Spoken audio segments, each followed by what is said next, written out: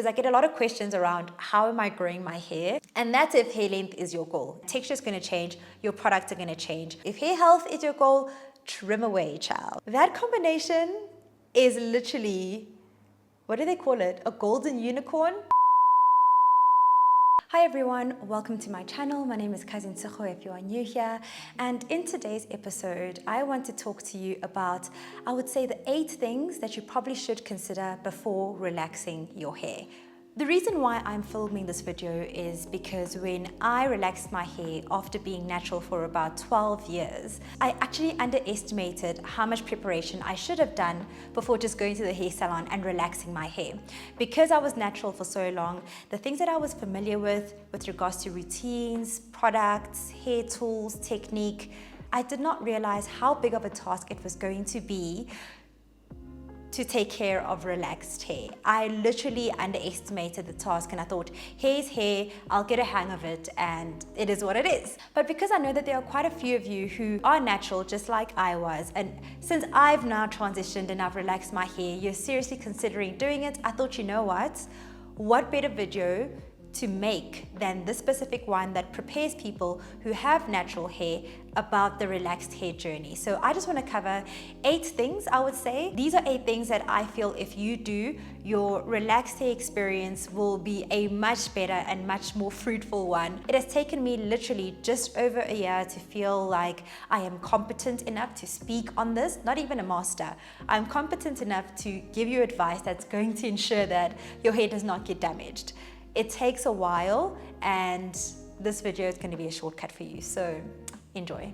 The first thing that I think is very important, and I did this, but I don't think I did it extensively enough, is conducting research and finding out what your new routine could possibly look like.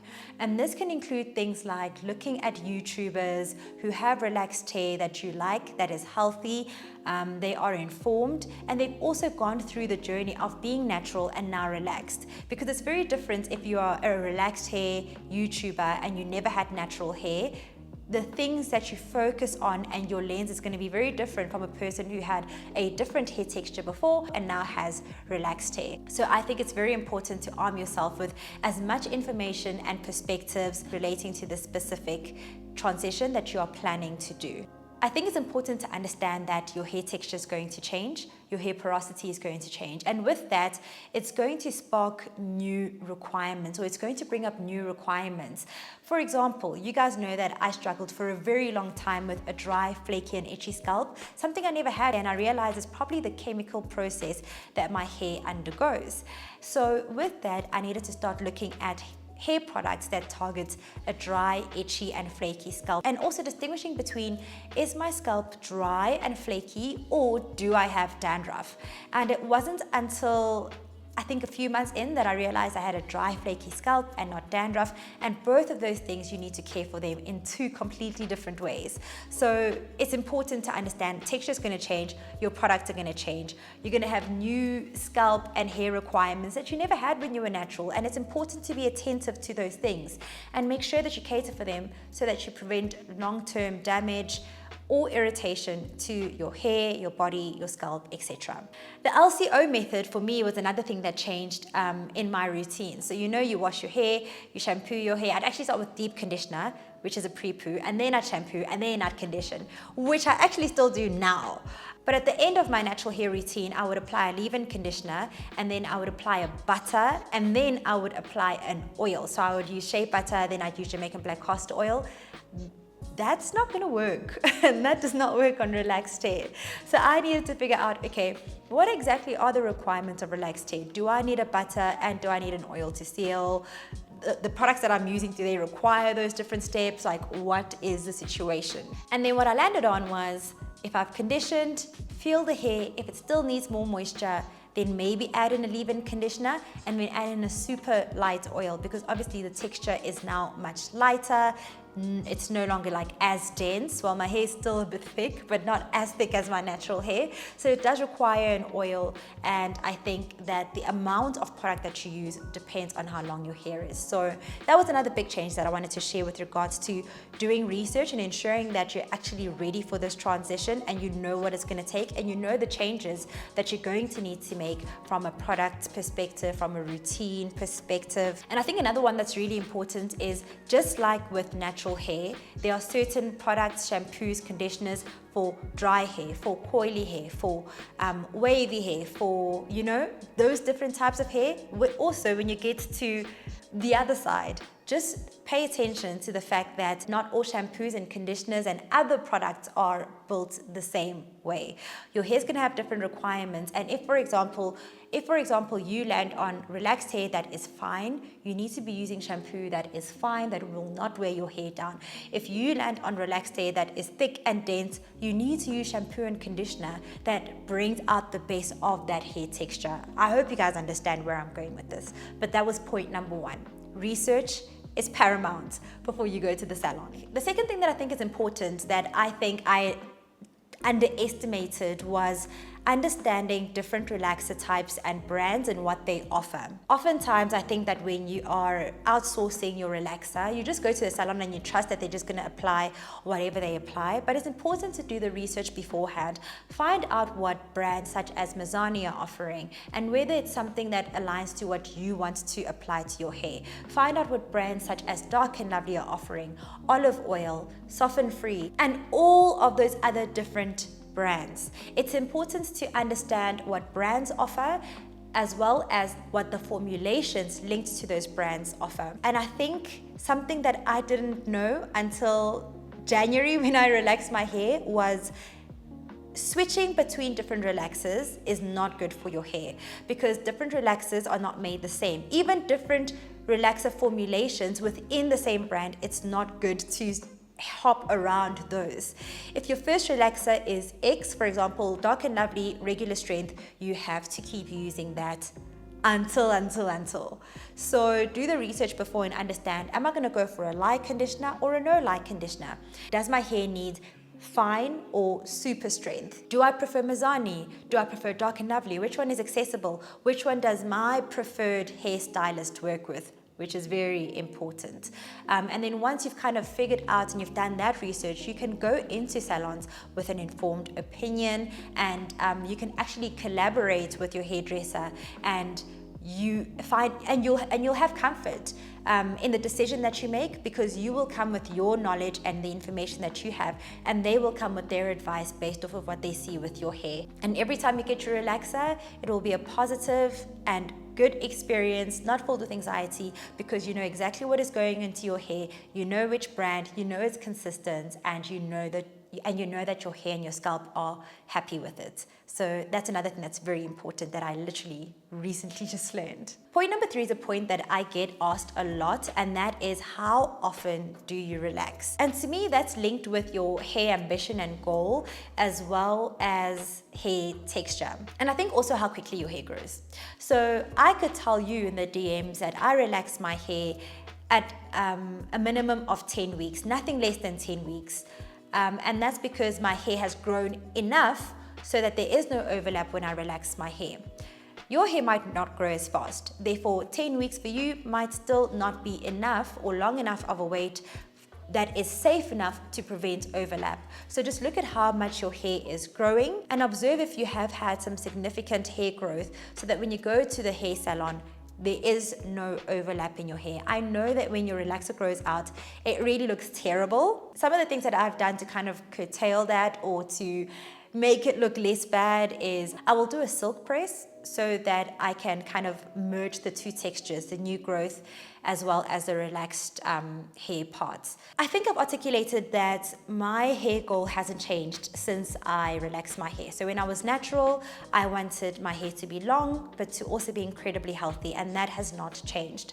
So because those two things are the most important things for me and my hair goals, what that translates to is fewer relaxers in the year. I relaxed my hair 4 times last year. This year, I'm going to be relaxing much less if I can help it. So in between that, what do I do? What helps me with the stretch? My long stretch was 5 months, where I stretched my relaxer out for 3 months. So that was 12 weeks. And then for the last 2 weeks, I did a protective style, which was box braids. And that's how I could stretch my hair out for 5 months. And that worked really well for me. So maybe you can try it out and see if it works for you. If there are instances or situations or a social calendar that requires me to relax my hair more frequently, I will do so. But if I can help it, I will be stretching for as long as possible, with the minimum weeks being 10 if I can help it. Another thing that I do, because my two focuses are health and length retention, is trimming. I trim my hair probably twice a year. However, if there is damage, I will trim hair. So just because I'm trimming my hair twice a year, that's what I've noticed as being the correct or the adequate amount of time to have that retention, to have that hair grow, but also cut those split ends. If your hair is damaged and you're holding onto damaged ends, your hair's not going to get longer. Instead, your hair's going to get damaged, it's going to break, and you're not going to be able to see your hair growth. I must also add that on the other side, if you're trimming your hair too much, you'll be trimming your hair length. So you need to find a balance between how much your hair grows and how much you trim it, and you must trim less than how much your hair is growing, obviously, in order to see your hair length. And that's if hair length is your goal. If hair health is your goal, trim away, child, trim away. I do have a video up, and if I don't, it is going to be coming up, where I literally tell you guys my entire hair routine, why I do what I do, what products I use, and all of the rest of it. It will be quite robust, quite immersive, because I get a lot of questions around how am I growing my hair. But this will start going into what exactly is Tshego doing daily, weekly, monthly, yearly to get the hair length as well as the hair health that she gets. So if you haven't watched that video, and if the video is not up, you need to subscribe to the channel, because when it drops, YouTube will inform you if you are subscribed and your notification bell is on.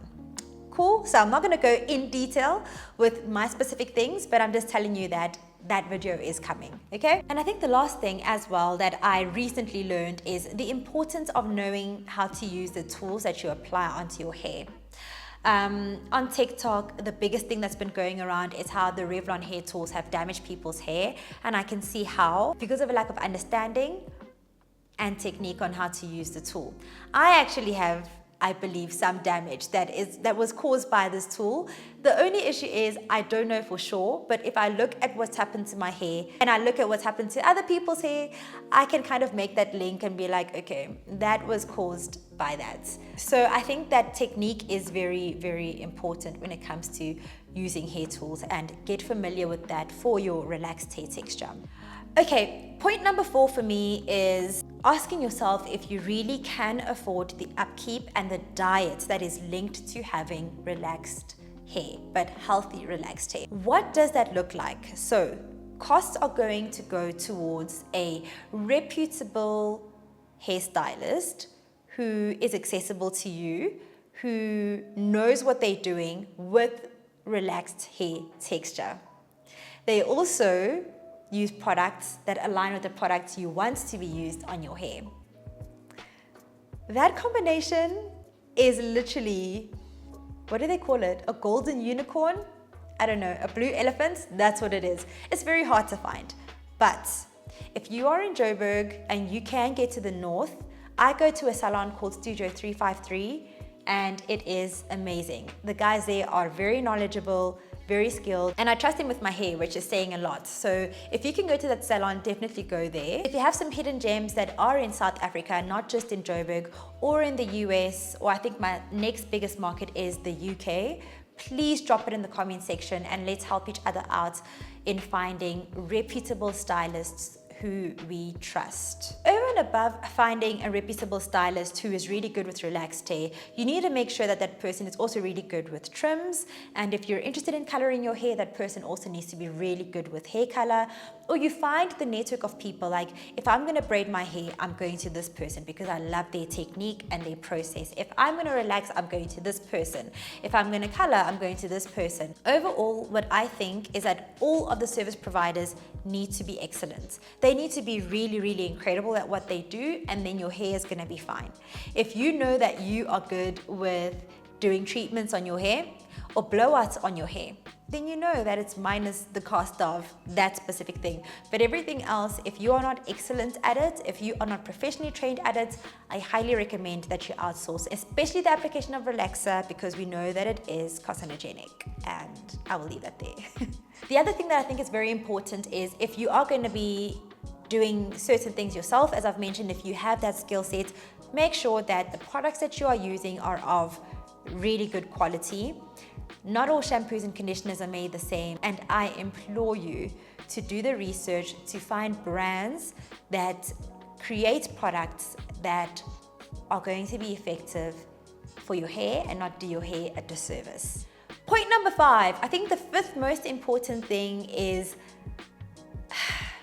being realistic and understanding what your relaxed hair length, density, and type, just what does your hair allow you to do and not do.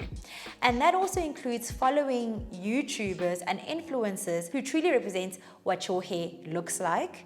And if you do follow people who you cannot identify with from a hair perspective, please make sure that you have the utmost self-awareness with regards to yourself and your hair limitations. There's nothing worse than people being frustrated about their hair texture and their hair density to the point where they do things that make the problem, or whatever they perceive to be a problem, even worse because they are not treating their hair to perform its best and they are wanting it to be a thing that it is not.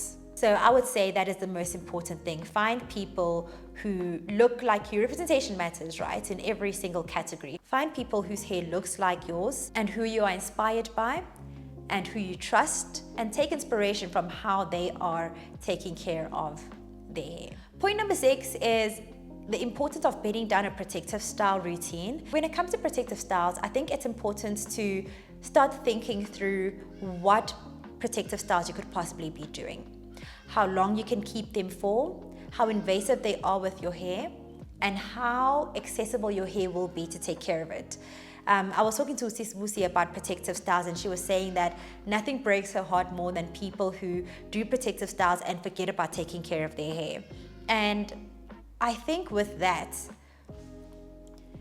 if we focus on a protective style more than we focus on our hair, we kind of are doing the whole process of it being a protective style an injustice.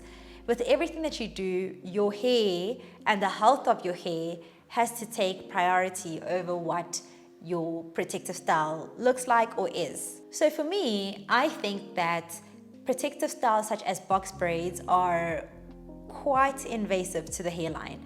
I'm not going to be doing box braids every 2 months. I don't know how people do that. I just feel like they are heavy on hair and they break hair. What I would gravitate towards is probably doing wigs. Cornrows, not very tight ones, seem like a less invasive option. So that's what I would probably gravitate towards and do. Braids maybe once, twice a year. Or even those tribal braids where it's like cornrows first and then it's braids at the back. I think for me, they are much less invasive on the hairline. Your hair isn't actually moving in the front, so it's kind of like stuck stationary. And if you do want to kind of wash your hair, you can wash, you can reach your scalp. It's so easy. So I would recommend that. And for me, when I say putting on wigs, I do it the way I did my natural hair, where I would do like blocks. So I'd do braids and then I'd pin it all down. So I don't even go to the extent of actually doing wig lines. I do it myself at home and I just do blocks, you know, on my hair, and that's it. That still allows you to take the wig off at the end of the week or at the end of the day and be able to access your hair to care for your hair. So that's what I would do. The next thing that I think is important to consider is asking yourself the following question: how can I go about having a healthy relationship with heat? The thing about now having a straight hair texture is that every single bump and curve and frizz is even more accentuated because your hair texture is now flat and straight. So you are going to be tempted to want to straighten your hair every morning or every second day. Do not do that. Personally, I apply heat at every single wash day. So once a week, I will use heat on my hair. I use a heat protectant, and I think it's very important to get an effective heat protectant.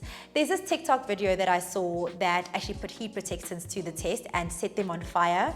You will not believe how many heat protectants are not protecting your hair.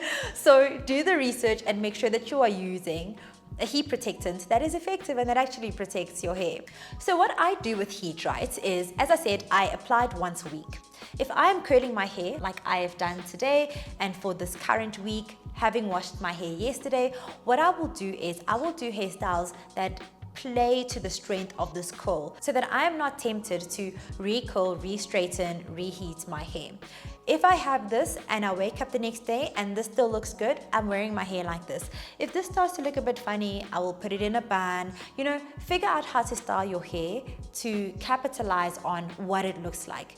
If you straightened your hair and the next day you wake up and your hair is bumpy, think about how you can wear it in that way instead of being tempted to straighten it. So it's about embracing what your hair looks like and what it wants to do. And that is how I've personally maintained a healthy relationship with heat. The next thing that I think is important is not underestimating the fragility of relaxed hair. I know that a lot of people say that natural hair is incredibly fragile and it breaks and blah blah, and I do agree, it really is. But now, having had natural and relaxed hair, I can say without hesitation that relaxed hair is way more fragile. The biggest reason why I believe that relaxed hair is way more fragile than natural hair is because relaxed hair has undergone a chemical treatment or a chemical process.